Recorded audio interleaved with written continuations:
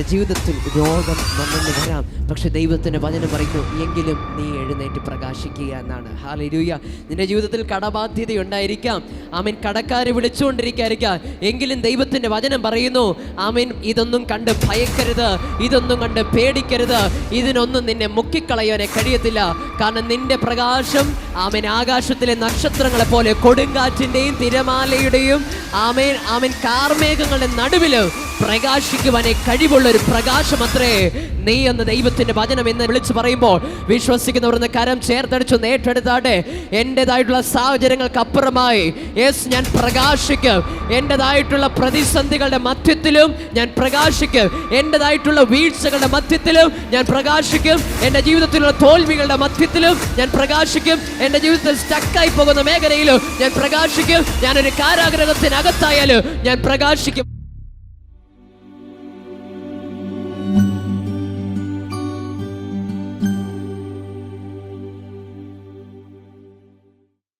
ഫിലിപ്പിയർക്ക് എഴുതിയ ലേഖനം 2-ാം അധ്യായം അതിൻ്റെ 14-15 വാക്യങ്ങൾ.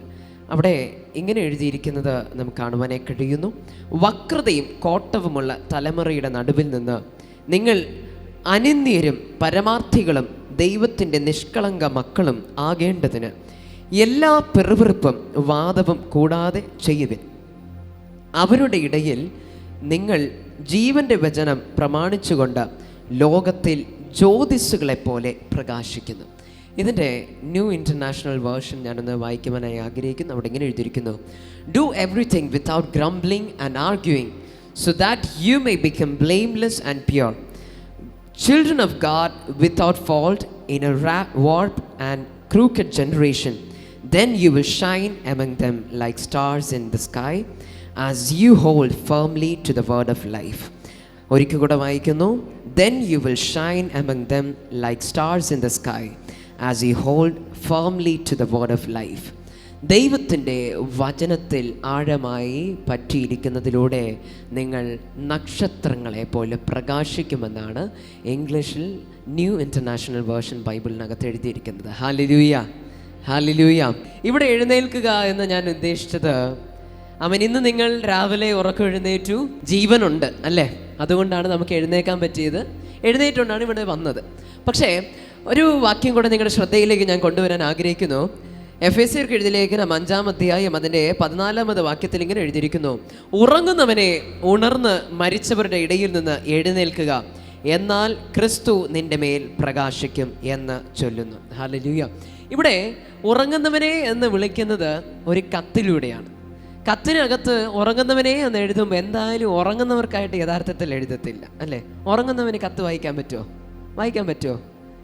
അത് നിങ്ങൾ വേറെ ദിവ്യശക്തിയൊക്കെ ഉള്ളവരാണെങ്കിൽ ചിലപ്പോൾ ഉറങ്ങുമ്പോൾ വായിക്കാൻ പറ്റുമായിരിക്കാം. സാധാരണക്കാർക്ക് ഉറങ്ങിക്കഴിഞ്ഞാൽ കത്ത് വായിക്കാൻ പറ്റത്തില്ല. ഉണർന്നിരിക്കുമ്പോഴേ കണ്ണ് തുറന്നാലേ വല്ലതും വായിക്കാൻ പറ്റത്തുള്ളൂ. കണ്ണടഞ്ഞിരുന്നാൽ വായിക്കാൻ പറ്റുമോ?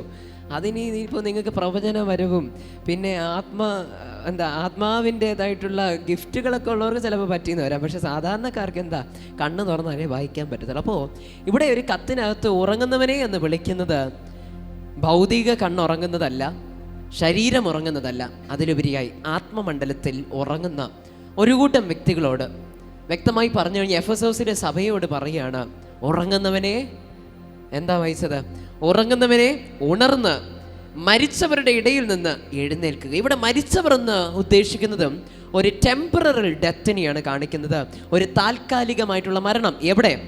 ശരീരത്തിലല്ല, മനുഷ്യന് ആത്മീക ജീവിതത്തിൽ ടെമ്പററിലി മരിച്ചുപോയവരുടെ ഇടയിൽ നിന്ന് എഴുന്നേറ്റ് പ്രകാശിക്കാനായിട്ട് അവിടെ പറയും. താഴോട്ടൊക്കെ വായിക്കുമ്പോൾ എങ്ങനെയാണ് പ്രകാശിക്കേണ്ടതെന്നുള്ള ഭാഗങ്ങളൊക്കെ എഴുതിയിട്ടുണ്ട്. പക്ഷേ ഇന്ന് നമ്മളിന്ന് ധ്യാനിക്കാൻ പോകുന്ന വിഷയം അപ്രകാരമാണ്: എങ്ങനെ നമുക്ക് എഴുന്നേറ്റ് പ്രകാശിക്കുവാനേ കഴിയും. തുടക്കത്തിൽ നമ്മൾ വായിച്ച ഒരു വാക്യം, അവിടെ എന്താ വായിച്ചത്? Then you will shine like stars in the sky. ഹല്ലേലൂയ. ആമേൻ. ആകാശത്തിലെ നക്ഷത്രങ്ങളെ പോലെ നിങ്ങൾ പ്രകാശിക്കുവാനിടയായിത്തീരും എന്ന് എഴുതുന്നത് പൗലോസ് അപ്പോസ്തലൻ ഒരു തടവറയ്ക്കകത്ത്, ഒരു കാരാഗ്രഹത്തിനകത്ത് കിടക്കുമ്പോഴാണ് എന്ന സത്യം നമ്മൾ മറക്കരുത്. Hallelujah, hallelujah. സാധാരണഗതിയിൽ ഈ ആർട്ടിസ്റ്റുകളൊക്കെ, എഴുത്തുകാർ ഒക്കെ എഴുതുന്നതുമായിട്ട് സംബന്ധമായിട്ടുള്ള ഒരു അന്തരീക്ഷം ഉണ്ടാക്കിയെടുക്കുമല്ലേ അല്ലേ? ശരിയല്ലേ? നല്ല റൊമാൻറ്റിക് ആയിട്ടുള്ള ഒരു ഒരു കഥയോ അല്ലെങ്കിൽ ഒരു കവിതയോ അല്ലെങ്കിൽ ഒരു സിനിമ സ്ക്രിപ്റ്റൊക്കെ എഴുതാനാണെങ്കിൽ അത്രയും അങ്ങനെയുള്ളൊരു റൊമാൻറ്റിക് അറ്റ്മോസ്ഫിയർ അല്ലെങ്കിൽ ഒരു റൊമാൻറ്റിക് ഏരിയയിൽ അല്ലെങ്കിൽ അങ്ങനെയുള്ളൊരു പ്രകൃതി ലവണമായ അല്ലെങ്കിൽ പ്രകൃതി രമണീയമായ ഒരു സ്ഥലത്തിലൊക്കെ പോയിരുന്ന് ഇങ്ങനെ മെല്ലെ ചെറിയ കാറ്റൊക്കെ ഇങ്ങനെ തലമുടിയിലൂടെ ഇങ്ങനെ അടിച്ചു പോകുന്നു, പിന്നെ എന്താ മുഖത്തിൻ്റെ ആ ചെറിയ സൂര്യപ്രകാശം ഇങ്ങനെ വരുന്നു. ഇങ്ങനെയൊക്കെയുള്ളൊരു സന്ദർഭത്തിലിരുന്ന് എഴുതുമ്പോൾ നമുക്ക് നല്ലതായിട്ട് പോസിറ്റീവായിട്ടുള്ള കാര്യങ്ങൾ നന്നായി എഴുതാനായിട്ട് കഴിയുമെന്നാണ് എൻ്റെ വിശ്വാസം. Praise the Lord, hallelujah. സാധാരണ അങ്ങനെയാണല്ലേ, സാഹചര്യം നമ്മൾ ഒരുക്കും അല്ലേ. നമ്മൾ പഠിക്കാനിരിക്കുന്ന ഒരു കാലത്ത് പഠിച്ചത് നിങ്ങൾക്ക് തന്നെ അറിയത്തില്ല എത്ര പേര് അങ്ങനെ പഠിച്ചു എന്ന്. പക്ഷെ എന്നാലും ഒരുപാട് ഇങ്ങനെ ഒരു ഉള്ളീന്നൊരു എനിക്ക് പഠിക്കണം എന്നിങ്ങനെ എന്താ ഒരു സിരകളിലൂടെയൊക്കെ രക്തം ഓടുന്നത് പോലെ ഇങ്ങനെ ഒരു പ്രത്യേക പ്രചോദനം കയറി വരുമ്പോൾ നമ്മൾ എന്ത് ചെയ്യും? പെട്ടെന്ന് കയറിയിരുന്ന് പഠിക്കത്തില്ല. ആദ്യം ചെയ്യുന്നത് എല്ലാം കൂടെ ഒതുക്കാൻ തുടങ്ങും. ആദ്യം മേശ ഒതുക്കുന്നു, സാധനങ്ങളെടുത്ത് വയ്ക്കുന്നു, എല്ലാം കറക്റ്റ് ചെയ്യുന്നു, ഫാനിൻ്റെ സ്പീഡൊക്കെ കറക്റ്റ് ചെയ്യുന്നു, ജനൽ തുറന്നിടുന്നു, കർട്ടൻ തുറക്കുന്നു. അങ്ങനെ ചെയ്യുമ്പോൾ തന്നെ പഠിക്കാനുള്ള സമയത്തിൻ്റെ ഒരു 3/4 ഭാഗം തീർന്നു. Praise the Lord, hallelujah. ശരിയല്ലേ? ഒരു സാഹചര്യം നമ്മളെല്ലാം ഒരുക്കിയിട്ടാണ് അതിന് ഒത്തവണ്ണമുള്ള കാര്യങ്ങൾ നമ്മൾ പ്രവർത്തിക്കാനായിട്ട് ഇടയായിത്തീരുന്നു, അല്ലെങ്കിൽ പഠിക്കുക, എഴുതുക, ഇതൊക്കെ ചെയ്യുന്നത്. പക്ഷേ ഇവിടെ പൗലോസും തിമത്തിയോസും ഒരു കാരാഗ്രഹത്തിനകത്ത്, ഇന്നത്തെ കാരാഗ്രഹമല്ല, ഇന്ന് ചില വീഡിയോസിലൊക്കെ ഞാൻ കാണുന്നത്, അതായത് കാരാഗ്രഹത്തിനകത്ത് പോയത് എനിക്ക് സന്തോഷമേ ഉള്ളൂ. കാരണം നേരത്തെ കഴിക്കാൻ വകയില്ലായിരുന്നു, ഇപ്പോൾ കഴിക്കാൻ വകയുണ്ട്, വസ്ത്രമുണ്ട്, ജോലിയുണ്ട്, എല്ലാം ഉണ്ട്. അതിനകത്ത് സാലറിയൊക്കെ ഉള്ള വർക്കില്ലേ ജയിലിനകത്ത്, ഇപ്പം അവരുടെ ബാങ്കിനകത്ത് അല്ലേ സേവിങ്സ് ആയിട്ട് ഉണ്ട്. ജോലി ഇല്ലാത്തവർക്ക് ജോലി, ഭക്ഷണം ഇല്ലാത്തവർക്ക് ഭക്ഷണം, വസ്ത്രം ഇല്ലാത്തവർക്ക് വസ്ത്രം, കിടക്കാൻ ബെഡില്ലാത്തവർക്ക് ബെഡ്, ടോയ്ലറ്റ് ഇല്ലാത്തവർക്ക് ടോയ്ലറ്റ്, എല്ലാ ഫെസിലിറ്റിയും ഉണ്ട് അല്ലേ. ഇന്നത്തെ കാരാഗ്രഹം അല്ല ഇവിടെ പറയുന്നത്. അവിടെ പറയുന്ന കാരാഗ്രഹം എന്ന് പറഞ്ഞാൽ ഒരു മനുഷ്യനെ മാനസികമായി എത്രത്തോളം ടോർച്ചർ ചെയ്യാൻ കഴിയുമോ, എത്രത്തോളം തൻ്റെ ജീവിതത്തെ അന്ധകാരത്തിൽ കൊണ്ടിടാൻ കഴിയുമോ, അങ്ങനെയുള്ളൊരു അനുഭവത്തിലായിരുന്നു പൗലോസും തിമത്തിയോസും. രണ്ടുപേരും അങ്ങനെയുള്ളൊരു അന്ധതയ്ക്കകത്തായിരുന്നു. അന്ന് LED ബൾബില്ല, ട്യൂബ് ലൈറ്റ് ഇല്ല. എനിക്കൊന്ന് വഴിയിൽ മാത്രം കുറച്ച് കത്തിച്ച് വെച്ചിട്ടുണ്ടായിരിക്കാം. മറ്റേ പണ്ടത്തെ വിളക്കൊക്കെ കണ്ടിട്ടില്ലേ ഇങ്ങനെ ചുവരിൽ വെച്ചിരിക്കുന്നത്, അത് വഴി മാത്രം കാണുമായിരിക്കും. ഇതിനകത്തുണ്ടോ എന്ന് എനിക്കറിയില്ല. ചിലപ്പോൾ ഇവർ ആത്മഹത്യ ചെയ്യുമെന്ന് വിചാരിച്ചാൽ ചിലപ്പോൾ ഇവർ കിടക്കുന്ന സെല്ലിനകത്ത് പ്രകാശം പോലും ഇല്ല. കൂടെ വരുന്നുണ്ടോ? അത്രത്തോളം അന്ധത പുറമെയും അകമെയും കൊണ്ടിടുവാനേ കഴിയുന്ന ഒരു അന്തരീക്ഷത്തിലിരുന്ന് എഴുതിയൊരു ലേഖനമാണ് ഫിലിപ്പിയർക്ക് എഴുതിയ ലേഖനം. ഫിലിപ്പിയർക്ക് എഴുതിയ ലേഖനത്തിനകത്ത് സന്തോഷം എന്ന വാക്ക് ഉപയോഗിക്കുന്ന എണ്ണത്തെ മത്സരിക്കുവാനായിട്ട് ബൈബിളിൽ വേറൊരു പുസ്തകമില്ല. ഏറ്റവും കൂടുതൽ സന്തോഷത്തെപ്പറ്റി, ആനന്ദത്തെപ്പറ്റി എഴുതി പിടിപ്പിച്ചിരിക്കുന്ന പുസ്തകം ഏതെന്ന് ചോദിച്ചാൽ ഈ കാരാഗ്രഹത്തിനകത്തിരുന്ന് എഴുതിയ ഈ ഫിലിപ്പിയർക്ക് എഴുതിയ ലേഖനത്തിലായിരുന്നു. Hallelujah, hallelujah. നമ്മൾ പറഞ്ഞു വന്ന് മനസ്സിലാവുന്നുണ്ടോ? ഏറ്റവും കൂടുതൽ യഥാർത്ഥത്തിൽ പൗലോസ് വല്ല മാളിക മുറിക്കകത്തോ വല്ല വെള്ളച്ചാട്ടത്തിൻ്റെ അടുത്തോ ഇരുന്നപ്പോഴാണ് യഥാർത്ഥത്തിൽ നമ്മുടെയൊക്കെ രീതി അനുസരിച്ച് ഈ ഫിലിപ്പിയർക്ക് എഴുതിയുള്ള ലേഖനം എഴുതാറുണ്ട്. കാരണം അതിനകത്ത് ഏറ്റവും കൂടുതൽ എഴുതുന്നത് സന്തോഷത്തെ പറ്റിയാണ്, തൻ്റെ ജീവിതത്തിലുണ്ടായ സന്തോഷത്തിനെ പറ്റിയും താൻ അനുഭവിക്കുന്ന സന്തോഷം. പക്ഷേ യഥാർത്ഥത്തിൽ താൻ അനുഭവിച്ചുകൊണ്ടിരിക്കുന്ന എന്താ? അന്ധതയായിരുന്നു. യഥാർത്ഥത്തിൽ താൻ അനുഭവിക്കുന്നത് ഒരു തടവറയായിരുന്നു, ഒരു ബന്ധനത്തിൻ്റെ കീഴിലായിരുന്നു. പക്ഷേ അവിടെയും തനിക്ക് ആ സന്തോഷത്തെ, ആ ക്രിസ്തുവിലൂടെയുള്ള വെളിച്ചത്തെ തനിക്ക് കാണുവാനായി കഴിഞ്ഞു എന്നതാണ് ഫിലിപ്പിയർക്ക് എഴുതിയ ലേഖനത്തിൻ്റെ ഏറ്റവും വലിയ പ്രത്യേകത. നാം പലപ്പോഴും നമ്മുടെ ജീവിതത്തിലും സന്തോഷത്തിൻ്റെയും ആനന്ദത്തിൻ്റെയും സോഴ്സ് അല്ലെങ്കിൽ അതിനായിട്ടുള്ള ഉത്ഭവ കാരണങ്ങൾ പലപ്പോഴും നമ്മുടെ സാഹചര്യവുമായി കണക്ട് ചെയ്യാറുണ്ട്. അപ്രകാരം നമ്മൾ സാഹചര്യവുമായി കണക്ട് ചെയ്ത് എൻ്റെ ജീവിതത്തിൽ സന്തോഷം വേണം, എനിക്ക് ആനന്ദിക്കണം എന്ന് നമ്മൾ കരുതുമ്പോഴാണ് പലപ്പോഴും നമുക്ക് സന്തോഷത്തിന് പകരം നിരാശ നമ്മുടെ ജീവിതത്തിൽ കടന്നു വന്നിട്ട് ദുഃഖത്തിലേക്ക് ചെന്ന് പോകുവാൻ കാരണമായി തീരുന്നത്. കൂടെ വരുന്നുണ്ടോ? ഇന്ന് ദൈവാത്മാവ് നിങ്ങളോട് സംസാരിക്കാനായി ആഗ്രഹിക്കുന്നത് സാഹചര്യങ്ങൾക്ക് അപ്പുറമായി പ്രകാശിക്കുവാനേ കഴിയണം. ഹല്ലേലൂയ. സാഹചര്യങ്ങൾ അൺഫേവറബിൾ ആയിരിക്കാം, വിപരീത സാഹചര്യങ്ങളായിരിക്കാം. പക്ഷേ അതിൽ നിന്നൊക്കെ അപ്പുറമായി നമുക്ക് സന്തോഷം അനുഭവിക്കുവാനേ കഴിയുന്ന അളവിൽ ഒരു പ്രകാശം ദൈവത്തിന് നമ്മുടെ ജീവിതത്തിൽ ചെയ്യുവാനേ കഴിയുമെന്നാണ്. ഒരുപക്ഷെ നമ്മുടെ ജീവിതത്തിൽ ആമേൻ നമ്മൾ ഒരുപാട് ആഗ്രഹിച്ചു പഠിച്ചു, ഒരു എക്സാം എഴുതി, പക്ഷേ അതിന് ജയിക്കാനേ കഴിഞ്ഞു കാണത്തില്ല. ആഗ്രഹിച്ച് പ്രിപ്പയർ ചെയ്തൊരു ഇൻ്റർവ്യൂവിന് പോയി, അവിടെ റിജക്റ്റായി കാണാം. ആമേൻ ആഗ്രഹിച്ച് ഒരു വീട് വെക്കാനായിട്ട് ലോണിന് വേണ്ടിയിട്ട് അപേക്ഷിച്ചു, പക്ഷേ ലോൺ കിട്ടിയില്ല. ഇങ്ങനെ തുടങ്ങി വിവിധമായിട്ടുള്ള പ്രശ്നം അല്ലെങ്കിൽ വിവിധമായ കാര്യങ്ങൾ നമ്മൾ ആശിച്ചു, നമ്മൾ ആഗ്രഹിച്ചു, പക്ഷേ ആഗ്രഹിച്ചതുപോലെ നടക്കുന്നില്ല, സാഹചര്യങ്ങൾ വിപരീതം എന്ന് ദുഃഖിച്ചിരിക്കുന്ന ആരെങ്കിലും എന്നെ കേൾക്കുന്നുണ്ടെങ്കിൽ ഞാനൊന്ന് പറഞ്ഞോട്ടെ, നക്ഷത്രങ്ങൾക്കൊരു പ്രത്യേകതയുണ്ട്. അത് എത്ര മേഘമുള്ള രാത്രിയായാൽ പോലും നക്ഷത്രം കത്തേണ്ടത് കത്തുവോ? ആമേൻ. നക്ഷത്രങ്ങൾ ഏത് കാലാവസ്ഥയിലും അതിന് ശോഭിക്കാൻ കഴിയും. ഹല്ലേലൂയ. ആണോ? മേഘം വന്നു എന്ന് പറഞ്ഞ് നമുക്കിവിടെ നിന്നുകൊണ്ട് കാണാൻ പറ്റുന്നത് എന്നും പറഞ്ഞ് നക്ഷത്രം കത്തുന്നില്ല എന്നാണോ? അല്ല, നക്ഷത്രം കത്തേണ്ടടുത്ത് കത്തുന്നുണ്ട്. മേഘം വന്ന് എന്ത് ചെയ്യും? ഈ നക്ഷത്രത്തിൻ്റെ വെളിച്ചത്തെ മറയ്ക്കുവാനായിട്ട് ശ്രമിക്കും, അല്ലേ? കാർമേഘങ്ങൾ വരും, കൊടുങ്കാറ്റ് വരും, പലവിധമാകുന്നതായിട്ടുള്ള വിപരീത സാഹചര്യങ്ങളിലും നക്ഷത്രം എന്ത് ചെയ്യും? അതിനെ ആക്കി വെച്ചിരിക്കുന്ന ഇടത്തിൽ അതെന്ത് ചെയ്യും? അത് ജ്വലിച്ചു കൊണ്ടിരിക്കും. Hallelujah, hallelujah. ഇവിടെ ഭൂമി മഴ പെയ്തെന്ന് പറഞ്ഞ് നക്ഷത്രം അണഞ്ഞു പോവോ? സംശയമാണ്, ഇല്ലാന്നേ. ഹല്ലേലൂയ. അതുകൊണ്ടാണ് പഠിക്കേണ്ട കാലത്ത് പഠിക്കണമെന്ന് പറയുന്നത്. ആമേൻ. ഭൂമിയിലൊരു കൊടുങ്കാറ്റടിച്ചു എന്ന് പറഞ്ഞ് ഈ ആകാശത്തിൽ നക്ഷത്രം അണഞ്ഞു പോവോ? ഇല്ല. ഇവിടെ KSEBയിൽ ഉണ്ടാക്കുന്ന ഇലക്ട്രിസിറ്റിയൊക്കെ തീർന്നു എന്ന് പറഞ്ഞാലും നക്ഷത്രം ഓഫ് ആകുമോ? ഇല്ല, അതെന്നും കത്തിക്കൊണ്ടിരിക്കും. ഇവിടെ ദൈവമക്കളെ പറ്റി വചനം പറയുന്നത് ഇപ്രകാരമാണ്.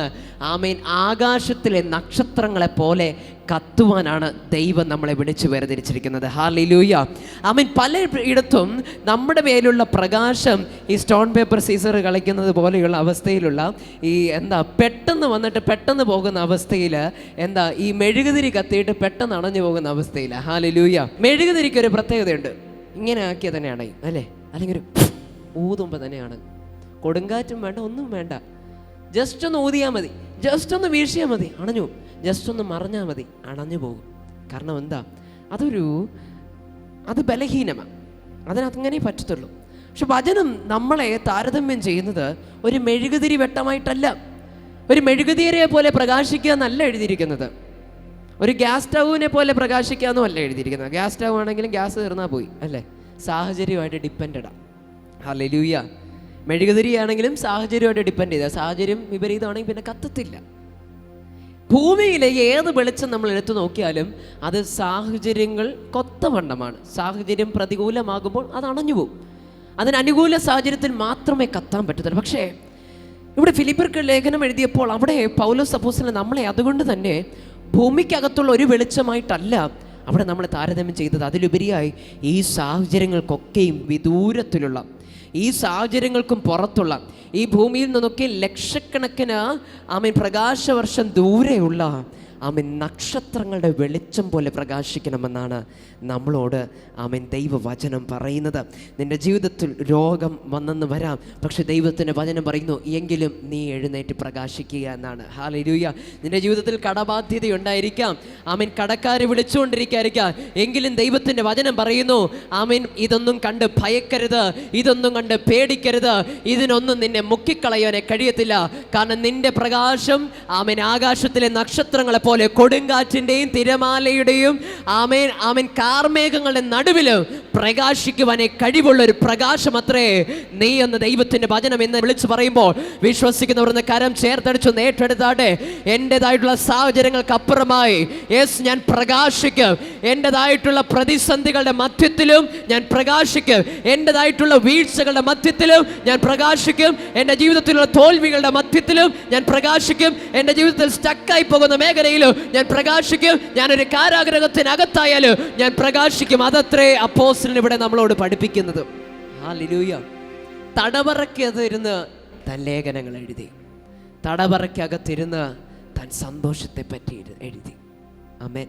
മത്തായി എഴുതിയ സുവിശേഷം നമ്മൾ അവിടെ ഒരു വാക്യം വീണ്ടും പരിശോധിക്കുമ്പോൾ, മത്തായി എഴുതിയ സുവിശേഷം അതിൻ്റെ 5-ാം അധ്യായം അതിൻ്റെ 16-ാം വാക്യത്തിൽ ഇപ്രകാരം എഴുതിയിരിക്കുന്നത്, അങ്ങനെ തന്നെ മനുഷ്യർ നിങ്ങളുടെ നല്ല പ്രവൃത്തികളെ കണ്ട് സ്വർഗസ്ഥനായ നിങ്ങളുടെ പിതാവിനെ മഹത്വപ്പെടുത്തേണ്ടതിന് നിങ്ങളുടെ വെളിച്ചം അവരുടെ മുൻപിൽ പ്രകാശിക്കട്ടെ എന്നാണ് എഴുതിയിരിക്കുന്നത്. ഹല്ലേലൂയ.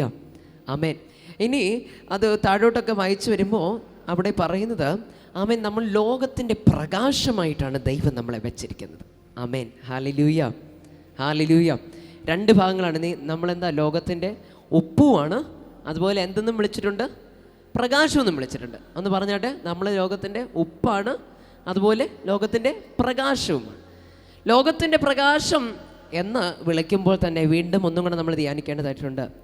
ലോകത്തിൽ പ്രശ്നമില്ലാത്തൊരു ലോകമില്ല അല്ലേ, പ്രതിസന്ധികളില്ലാത്തൊരു ലോകമില്ല അല്ലേ, കുറവുകളില്ലാത്തൊരു ലോകമില്ല, എതിർപ്പുകളില്ലാത്തൊരു ലോകമില്ല, കഷ്ടതയില്ലാത്തൊരു ലോകമില്ല. എങ്കിലും ദൈവത്തിൻ്റെ വചനം പറയാ, you are the light of the world. നീ ലോകത്തിൻ്റെ പ്രകാശമാണ്.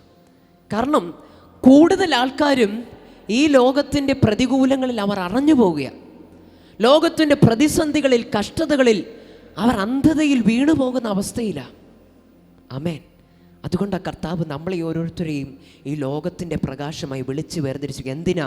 ആമേൻ. നമ്മൾ ഈ പ്രതിസന്ധികളുടെ മധ്യത്തിലും പ്രകാശിക്കുമ്പോൾ ആമേൻ, അനേകം പേർക്ക് നമ്മുടെ ജീവിതം ഒരു പ്രചോദനമായി തീരും. നമ്മുടെ കഷ്ടതയുടെ മധ്യത്തിൽ നാം പ്രകാശിക്കാൻ തുടങ്ങുമ്പോൾ ആ പ്രകാശം നമുക്ക് മാത്രമല്ല, it's going to inspire and it's going to be a light for out of people. അനേകം വ്യക്തികൾക്കൊരു പ്രകാശമായി മാറുകയാണ്, അനേകം വ്യക്തികൾക്കൊരു പ്രതീക്ഷയ്ക്ക് കാരണമായി തീരുകയാണ്. ആമേൻ. ഹല്ലേലൂയ, ഹല്ലേലൂയ. പൗലോസിന് വേണമെങ്കിൽ തൻ്റെ കഷ്ടതയെപ്പറ്റി എഴുതാമായിരുന്നു. പക്ഷെ താൻ ആ തടവറയ്ക്കകത്തിരുന്ന് ലേഖനം എഴുതുമ്പോൾ അതിനകത്ത് താൻ അനുഭവിച്ച കഷ്ടതയെപ്പറ്റി എഴുതുന്നില്ല. ആ ഭാഗങ്ങളൊക്കെ വായിക്കുമ്പോൾ അതിനകത്ത് കഷ്ടതയെപ്പറ്റി എഴുതുന്നില്ല. എന്നെ അവർ ചീത്ത വിളിച്ചു, എന്നെ അവർ ശകാരിച്ചു, എന്നെ അവർ അടിച്ചു, എന്നെ അവർ പകച്ചു, എന്നെ അവർ ഭീഷണിപ്പെടുത്തി, എന്നെ അവർ നിന്ദിച്ചു, എന്നെ അവർ പഴിച്ചു, എന്നെ അവർ വളരെയധികം മാനസികമായി പ്രയാസപ്പെടുത്തി, ശാരീരികമായി എന്നെ വളരെയധികം വേദനിപ്പിച്ചു എന്നൊന്നും താൻ എഴുതിയില്ല. താൻ എഴുതിയത് തൻ്റെ പ്രത്യാശയെ പറ്റിയാണ്. ആമേൻ. ഹല്ലേലൂയ. ഇത് എങ്ങനെ സംഭവിക്കുന്നു എന്ന് നമുക്ക് എല്ലാവർക്കും ഒരു ചിന്തയുണ്ടാകുന്നതായിരിക്കാം. അവിടെയാണ് നമ്മൾ രണ്ടാമതായി വായിച്ച ആമേൻ വാക്യത്തിൻ്റെതായിട്ടുള്ള പ്രാധാന്യത കടന്നു വരുന്നത്. എഫെസ്യർക്കെഴുതിയ ലേഖനം 5-ാം അധ്യായം അതിൻ്റെ 14-ാമത് വാക്യത്തിൽ ഇങ്ങനെ എഴുതിയിരിക്കുന്നു, അതുകൊണ്ട് ഉറങ്ങുന്നവനെ ഉണർന്ന് മരിച്ചവരുടെ ഇടയിൽ നിന്ന് എഴുന്നേൽക്ക, എന്നാൽ ക്രിസ്തു നിന്റെ മേൽ പ്രകാശിക്കും. ഹല്ലേലൂയ, ഹല്ലേലൂയ. ആര് നമ്മുടെ മേൽ പ്രകാശിക്കും? ക്രിസ്തു നമ്മുടെ മേൽ പ്രകാശിക്കും. അപ്പോൾ നമുക്ക് പ്രകാശിക്കാൻ കഴിയണമെങ്കിൽ അതിന് ശക്തി നൽകുന്ന ആരെന്നാണ് ഇവിടെ വചനം പറയുന്നത്? ആമേൻ, ക്രിസ്തു. Hallelujah, hallelujah. ശരിയാണ്, നമുക്ക് അഭിനയിക്കാൻ പറ്റും അല്ലേ? പ്രശ്നത്തിന് മധ്യത്തിലും ഇങ്ങനെ 32 പല്ലും കാണിച്ച് സുഖം തന്നെ എന്ന് പറയാൻ പറ്റും. സുഖമാണോ എന്ന് ചോദിച്ചാൽ പിന്നെ പരമസുഖം എന്ന് പറയാൻ പറ്റും. പക്ഷേ ഉള്ളിൻ്റെ ഉള്ളിൽ എന്നാൽ അത് അനുഭവിക്കാൻ പറ്റാത്ത അവസ്ഥ അല്ലേ? നമുക്ക് പ്രിറ്റൻഡ് ചെയ്യാൻ പറ്റും, അഭിനയിക്കാൻ പറ്റും അല്ലേ? ശരിയല്ലേ? കൂടെ വരുന്നുണ്ടോ? പക്ഷെ അങ്ങനെ ഒരു ചിരിയല്ല പറയുന്നത്. ഒളിച്ചു വെച്ചിട്ട് കാപട്യത്തിൽ ചിരിക്കുക, കാപട്യത്തിൽ പ്രകാശിക്കുക, കാപട്യത്തിൽ സന്തോഷിക്കുക, ഇതല്ല ഇവിടെ പറയുന്നത്. യഥാർത്ഥമായൊരു സന്തോഷത്തെ പറ്റിയാണ്, യഥാർത്ഥമായൊരു ആനന്ദത്തെ പറ്റിയാണ്. ഇത് പലപ്പോഴും നമുക്ക് നമ്മുടെ കഴിവ് കൊണ്ട് പ്രാപിച്ചെടുക്കാന്ന് പറഞ്ഞാൽ അതിന് പരിധിയുണ്ട്. കാരണം പലപ്പോഴും അത് അഭിനയമായി മാറുന്നു അല്ലേ? എത്രയെന്ന് പറഞ്ഞാൽ നമുക്ക് അഭിനയിക്കാൻ പറ്റും? ശാരീരികമായി ബലഹീനതപ്പെടുമ്പോൾ നമ്മൾ കുറച്ചൊക്കെ ഒന്ന് ആദ്യമൊക്കെ കുറച്ച് നേരം ഒന്ന് കടിച്ചു പിടിച്ചൊക്കെ ചിരിച്ചുകൊണ്ടിരിക്കും. പക്ഷെ കുറച്ച് നേരം കഴിയുമ്പോൾ പിന്നെ ആ ക്ഷീണമൊക്കെ മുഖത്ത് വരാൻ തുടങ്ങും അല്ലേ? ക്ഷീണം പിന്നെ ശരീരത്തിൽ അത് പ്രകടമാക്കാൻ തുടങ്ങും. പിന്നെ ഇരിക്കും, പിന്നെ കിടക്കും അല്ലേ? ശരിയല്ലേ? നമ്മുടെ മനസ്സിനകത്ത് തന്നെ അസമാധാനം കൊണ്ട് നിറയുമ്പോൾ പുറമേ നമ്മൾ ചിരിച്ചുകൊണ്ട് നടന്നാലും അതിനൊക്കെ പരിധിയുണ്ട്. ഹന്നയുടെ ജീവിതത്തിൽ അങ്ങനെയാണ്. താൻ കാലങ്ങളായി താൻ പ്രയാസപ്പെട്ട തനിക്കൊരു തലമുറയില്ലായിരുന്നു. ഒരുപാട് നാളത് ഒതുക്കി വെച്ച് താൻ നടന്നു. പക്ഷേ ഒരു സുപ്രഭാതത്തിൽ താനും ഒരു ബോംബ് സ്ഫോടനം പോലെ തൻ്റെ കണ്ണുനീരൊക്കെ അങ്ങ് പുറത്തു വരാൻ തുടങ്ങി.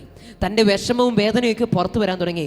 താൻ ആമേൻ വളരെയധികം വേദനയോടെ താൻ കരയുവാനിടയായിത്തീർന്നു. നിങ്ങളിലും പലരും അങ്ങനെ ഇതുപോലെ ആമേൻ പലരും പ്രയർ ടേബിളിലൊക്കെ കടന്നു വന്ന് അവരുടെ വിഷയങ്ങൾ പറയുമ്പോൾ അവർ വളരെ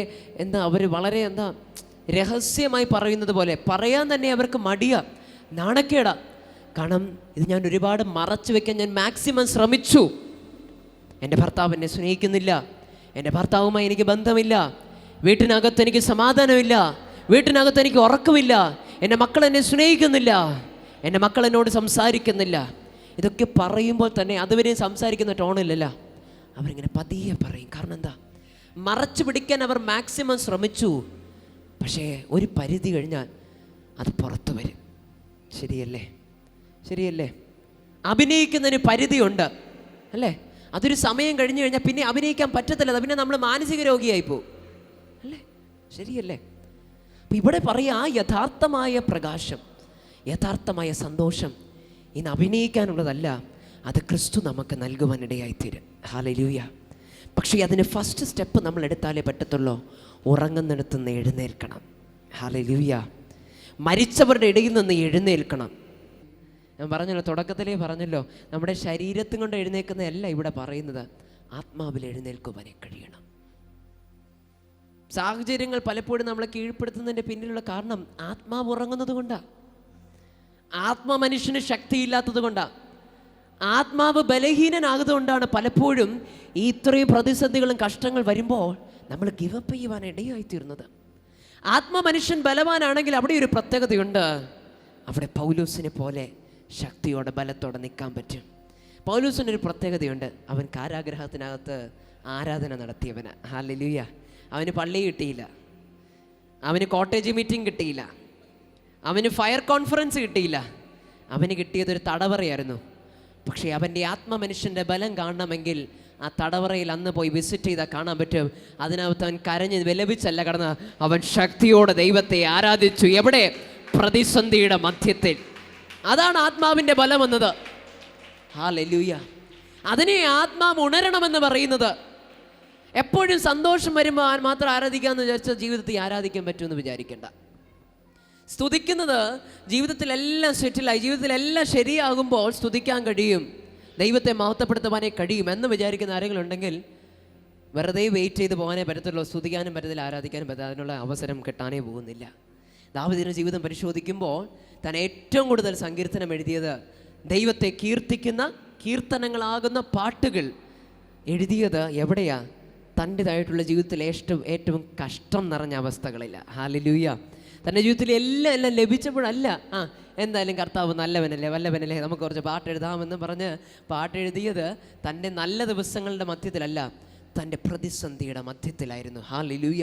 കാരണം ദാവീദിന് അറിയായിരുന്നു, ആമേൻ, അപ്രകാരം ഈ അന്ധതയുടെ മധ്യത്തിലും ആമേൻ ആത്മാവിൽ ബലം പ്രാപിക്കാൻ തുടങ്ങിക്കഴിഞ്ഞു കഴിഞ്ഞാൽ ഞാൻ പിന്നെ കിടക്കത്തില്ല, ഞാൻ എഴുന്നേൽക്കും, ഞാൻ പ്രകാശിക്കുവാൻ തുടങ്ങും. ഹല്ലേലൂയ. അപ്രകാരം ഒരു നാളിൽ ദൈവത്തെ താൻ തൻ്റെ മരുഭൂമിയുടെ മധ്യത്തിൽ, തൻ്റെ ഒറ്റപ്പെടലിൻ്റെ മധ്യത്തിൽ, തൻ്റെ പ്രതിസന്ധികളുടെ മധ്യത്തിൽ ആത്മമനുഷ്യനെ ബലപ്പെടുത്തുവാൻ ആവശ്യമായ സ്തുതിയും സ്തോത്രവും താൻ ദൈവസന്നിധിയിൽ വിപരീതമായിട്ടുള്ള അവസ്ഥകളുടെ മധ്യത്തിൽ താൻ നൽകാൻ തുടങ്ങിയപ്പോൾ പിന്നെ അവൻ്റെ ജീവിതം മരുഭൂമിയിലല്ലായിരുന്നു, പിന്നെ അവൻ്റെ ജീവിതം ആമേൻ കാട്ടിനകത്തല്ലായിരുന്നു, പിന്നെ അവൻ്റെ ജീവിതം ഒറ്റപ്പെടലിൻ്റെ മധ്യത്തിലല്ല. അവൻ എഴുന്നേറ്റപ്പോൾ ദൈവത്തിൻ്റെ പ്രകാശം ഒരു അഭിഷേകമായി അവൻ്റെ ജീവിതത്തിൽ കടന്നു വന്നു. പിന്നെ അവൻ ജീവിക്കുന്നത് ഒരു കൊട്ടാരത്തിനകത്താ. ഹല്ലേലൂയ. ആർക്കും വേണ്ടാതെ ഉപേക്ഷിക്കപ്പെട്ടിരുന്ന ദാവീദ് സാഹചര്യങ്ങളെ വകവയ്ക്കാതെ ആത്മമനുഷ്യന് വർധനവ് വരുത്തുന്ന കീർത്തനങ്ങൾ, സ്തുതിസ്തോത്രങ്ങൾ ദൈവത്തിന് നൽകിയപ്പോൾ അവിടെ ഒന്ന് സംഭവിച്ചു. ആമേൻ, ആർക്കും വേണ്ടാത്തവനെ ദൈവത്തിന് വേണമെന്നായി. ഹല്ലേലൂയ. ഹല്ലേലൂയ. അവൻ ആർക്കും വേണ്ടാത്തവനെ ദൈവം തെരഞ്ഞെടുത്തു. ദൈവം അവനെ മാന്യത നൽകി അവനെ ഉയർപ്പിച്ചെങ്കിൽ ഇന്ന് പകൽക്കാലം ഞാനെന്ന് പറഞ്ഞോട്ടെ, ശരീരം ബലഹീനമായിരിക്കാം, സാഹചര്യങ്ങൾ വിപരീതമാകാം, അതോർത്ത് നമ്മൾ പിറുപിറുത്ത് കുറ്റം പറഞ്ഞ് അതിനകത്തുള്ളതായിട്ടുള്ള നെഗറ്റീവ് ഭാഗങ്ങളെ കണ്ട് നമ്മൾ നിരാശപ്പെട്ടിരുന്നു കഴിഞ്ഞാൽ എല്ലാ നാളും നമുക്ക് അങ്ങനെ ഒതുങ്ങിക്കൂടാനേ പറ്റത്തുള്ളൂ.